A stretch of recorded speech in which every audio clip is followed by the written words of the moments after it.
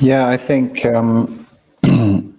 it was actually Mark Passio had quite a big impact on me, talking about using your real name and just being who you are. Because when I first started writing, my first piece that I wrote it went sort of viral in a kind of smallish way, but for me it was huge.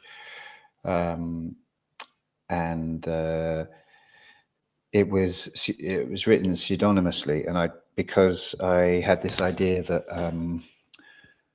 I had this idea that on the internet, in this sort of weird public realm, this virtual realm, that I had to present something as a musician, as a singer, that was kind of like acceptable, you know.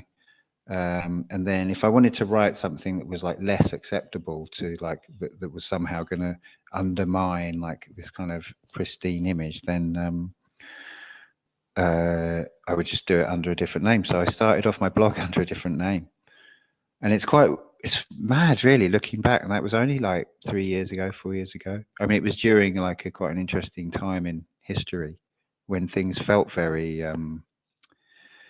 it's easy to forget how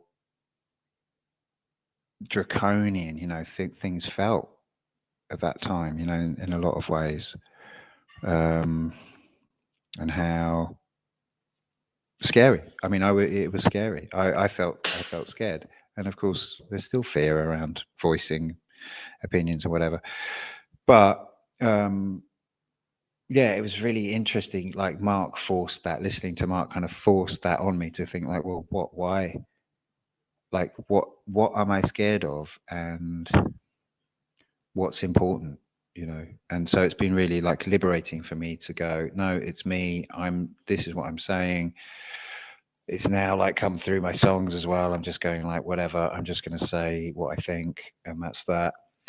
And so that's been a big shift for me, out of sort of like wherever it was like trying to do right action, like on the side, out of the way, but then like to the rest of the world, I'm like, hey, no, I'm just a normal guy.